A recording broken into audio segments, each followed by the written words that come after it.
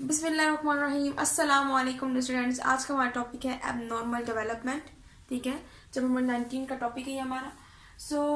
Abnormalities को हम ज़्यादा स्टडी करते हैं एक बायो की ब्रांच में जिसको हम कहते हैं टेराटोलॉजी।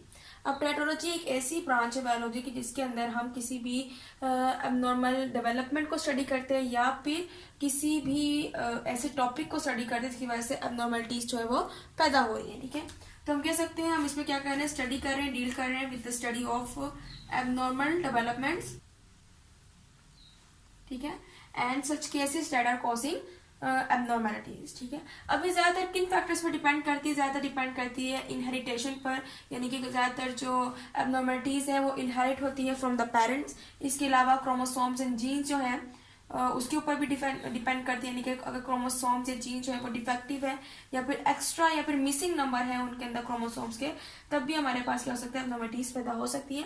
इतना 3 नंबर पे इन्वायरमेंटल फैक्टर्स है। कुछ इन्वायरमेंट्स में हमारे पास आज हम देखते हैं टेक्नोलॉजीज हैं, हम बहुत सारा जो चीज़ें जो है वो यूज़ कर रहे हैं ऐसे जो कि हमारे लिए खुद के लिए नुकसानदेह है और वो हमारे लिए क्या है, एबनॉर्मलिटीज का भी बाइस बन सकती है। इसके अलावा मेटाबॉलिक डिफेक्ट्स है, यानी कि रिएक्शन जो है वो कम्प्लीटली नहीं हो पाते हैं। रिएक्शंस जो केमिकल रिएक्शंस हमारे बॉडी में हो रहे होते हैं, इसकी वजह से एनाबॉलिक और कैटाबॉलिक रिएक्शंस भी हो रहे होते हैं। सो उनके अंदर भी डिफेक्शन जो है वो कॉज हो जाती है ड्यू टू एबनॉर्मल डेवलपमेंट। ठीक है, सबसे पहले हम बात कर लीजिए इनहेरिटेशन की। जो पेरेंट्स से इनहेरिट होते हैं कुछ बहुत ज़्यादा एबनॉर्मलिटीज, वो ज़्यादातर होती थी डिफेक्टिव जीन की वजह से। इनहेरिटेशन में क्या होना चाहिए, डिफेक्टिव या फिर हम कह सकते हैं एबनॉर्मल जीन जो है, ठीक है, वो क्या होता है जी, किसी भी बच्चे में इनहेरिट हो जाता है फ्रॉम द पेरेंट्स और उसकी वजह से फिर डेवलपमेंट जो है वो भी क्या होती है, एबनॉर्मल होती है। ठीक है, ज्यादातर हमारे पास प्रेजेंट होते हैं ऑन सेक्स क्रोमोसोम्स। ठीक है, और ज्यादातर सेक्स क्रोमोसोम्स में जब हमारे पास एबनॉर्मल जीन जो ज्यादा प्रेजेंट होते हैं, ज्यादातर इस केस में होते हैं हीमोफीलिया में। ये एक बीमारी है जो ज्यादातर क्या होती है, मर्दों को होती है, मोस्टली मेंस। ठीक है, एक डिजीज है जिसके अंदर हमारे पास जो सेक्स क्रोमोसोम्स है उनके अंदर जो जीन्स हैं वो या तो एबनॉर्मल होते हैं या फिर डिफेक्टिव होते हैं, जिसकी वजह से जो आगे आने वाली जनरेशन है उसके अंदर भी क्या होते हैं, ये इनहेरिटेड हो जाते हैं और फिर एज अ रिजल्ट हमारे पास क्या होता है, वो जो भी चाइल्ड है या भी जनरेशन है वो क्या होती है, एबनॉर्मल जो है वो फिर उसके अंदर डेवलपमेंट स्टार्ट हो जाती है। सो अभी हमने पढ़ा थी इनहेरिटेड जीन, डिफेक्टिव जीन की वजह से क्या हो रहा है जी, हमारे पास एबनॉर्मलिटीज की डेवलपमेंट हो रही है। अब हम बात करें क्रोमोसोम्स की, कि जब क्रोमोसोम्स हमारे पास क्या होते हैं, डिफेक्टिव होते हैं, या फिर हम कह सकते हैं कि सेक्स क्रोमोसोम्स में से एक क्रोमोसोम जो है वो मिसिंग हो जाता है या फिर एक एक्स्ट्रा हो जाता है। क्योंकि हमें पता है कि जब क्रोमोसोम जो है वो क्या होते हैं, मिसिंग होते हैं।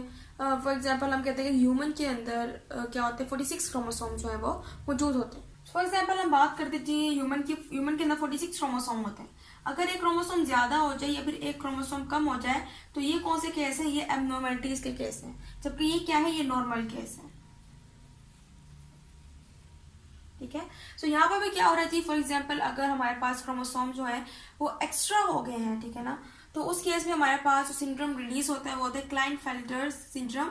और इस सिंड्रोम के जरिए से हमारे पास जो भी क्रोमोसोम है वो क्या होता है, सेक्स क्रोमोसोम्स में हम कह सकते हैं 1 क्रोमोसोम जो है वो क्या होता है, एक्स्ट्रा होता है।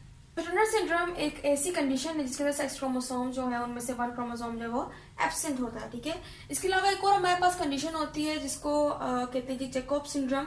वो कंडीशन क्या होती है, उस केस में भी हमारे पास एक एक्स्ट्रा क्रोमोसोम जो है वो होता है, हम कह सकते हैं ये हमारे पास इधर XXY है, इस कंडीशन में हमारे पास XYY होता है। और इस कंडीशन में ज्यादातर हमारे पास जो डिफेक्शन जो होती है वो क्या हो सकती है, टॉलनेस हो सकती है, एग्रेशन हो सकती है, मेंटल प्रॉब्लम्स पैदा हो सकती है, मेंटेलिटी जो है। तो ये सारी चीजें क्या होती है, एबनॉर्मलिटी जो है उसको शो करती है और ये एबनॉर्मली क्या होती है, डेवलप हो रही होती है। और ज्यादातर ये जो एबनॉर्मलिटीज है डेवलप होती है कब, जब गैमेट जो है वो क्या हो रहा होता है, फॉर्म हो रहा होता है। तो हम कह सकते हैं फॉर्मेशन ऑफ गैमेट जो है उस स्टेज पे हमारे पास ये एबनॉर्मलिटी डेवलपमेंट जो है वो स्टार्ट होती है। ठीक है, और जब गैमेट जो है वो क्या होते हैं, यूनाइट होते हैं और फिर क्या बनाते हैं, जाइगोट। तो इस कंडीशन में हमारे पास क्या हो रहा है, इस कंडीशन में कोई भी अगर एबनॉर्मलिटीज है due to chromosomes, defect chromosome, defective genes, ठीक है, इन्वायरमेंटल फैक्टर्स, तो ज्यादातर कब होते हैं, जब फॉर्मेशन हो रही थी गैमेट्स की, जब गैमेट्स जो है वो यूनाइट हो रहे होते हैं to form the zygote. Number 3 पे हम इन्वायरमेंटल फैक्टर्स की बात करते हैं। इन्वायरमेंटल फैक्टर्स में हम कहते हैं जी हमारे पास आयनाइजिंग रेडिएशंस हैं जो हम आजकल यूज कर रहे हैं, एक्सरेज है, अल्फा रेस है, गामा रेस है, तो ये क्या करती है, टोटली डिफेक्ट कर सकती है, ठीक है, डिफेक्शन शो कर सकती है। फॉर एग्जाम्पल हम मेल्स की बात करते हैं, मेल्स के अंदर हमारे पास जो ओव्यूम है वो डिफेक्ट हो सकता है।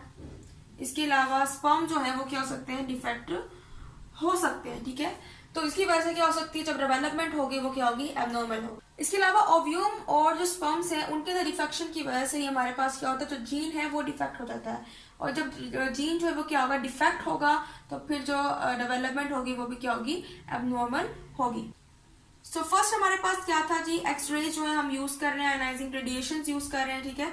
इसके अलावा हमारे पास आप कह सकते हैं न्यूट्रिशनल डेफिशिएंसी हो सकती है, एंड विटामिन की क्या हो सकती है, डेफिशिएंसी हो सकती है, यानी कि कम अमाउंट में जो है वो बॉडी में हो सकते हैं, या फिर इवन के फॉर एग्जांपल अगर मदर जो है वो क्या करती है, इंजेस्ट करती है ड्रग, ठीक है ना, ड्रग्स लेती है, तो इस केस में क्या होता है, जो टिश्यूज की डिफ्रेंसिएशन का प्रोसेस चल रहा होता है, टिश्यूज डिफ्रेंसिएशन, जिससे ऑर्गन जो है वो डेवलप होने होते हैं, वो क्या हो सकता है, कंप्लीटली डिफेक्ट हो सकता है, जिसकी वजह से टिश्यूज जो है वो डिफ्रेंशिएट नहीं होते, और जब टिश्यू डिफ्रेंशिएट नहीं होते हैं किसके अंदर, फीटस के अंदर, और इस केस में हमारे पास क्या हो सकता है, जो फीटस है उसकी क्या हो सकती है, डेथ भी हो सकती है। मेटाबॉलिक डिफेक्ट्स की बात करते हैं जी। मेटाबॉलिक डिफेक्ट्स की वजह से हमारे पास जो स्ट्रक्चरल डेविएशंस हैं वो कॉज होती हैं, स्ट्रक्चरल डेविएशन, ठीक है। इसके अंदर क्या हो सकता है जी, फॉर एग्जांपल कभी कभार कोई ऑर्गन जो है वो मिसिंग होता है, ऑर्गन, या फिर हम कह सकते हैं टिश्यू मिसिंग होता है, जिसकी वजह से ऑर्गन डेवलप नहीं हो पाता, या फिर हम कह सकते हैं कोई भी बॉडी पार्ट। ये दो केसेस में होता है, या तो ये चीजें हमारे पास मिसिंग होती हैं, या फिर ये क्या होती हैं, रिपीट हो रही होती हैं, ठीक है। बॉडी पार्ट की तरफ बात करें कि बहुत से ऐसे लोग हैं जिसके अंदर इस तरह की कंडीशंस हैं, मेटाबॉलिक डिफेक्ट्स जो हैं, डेवलपमेंट जो है, अबनॉर्मल डेवलपमेंट जो है वो होती है। बहुत से जो लोग हैं उनकी फिंगर या तो एक एक्स्ट्रा होती है या फिर एक फिंगर नहीं होती है। ये कैसे हो रही है, मिसिंग एंड रिपीटेशन की वजह से हो रही है कि कभी कभार बॉडी पार्ट जो है वो रिपीट हो जाते हैं, और एक और जो है हमारे पास फॉर एग्जाम्पल फिंगर जो है वो डेवलप हो जाती है, या फिर मिसिंग की वजह से हमारे पास फिंगर जो असल फिंगर है वो भी डेवलप नहीं हो पाती।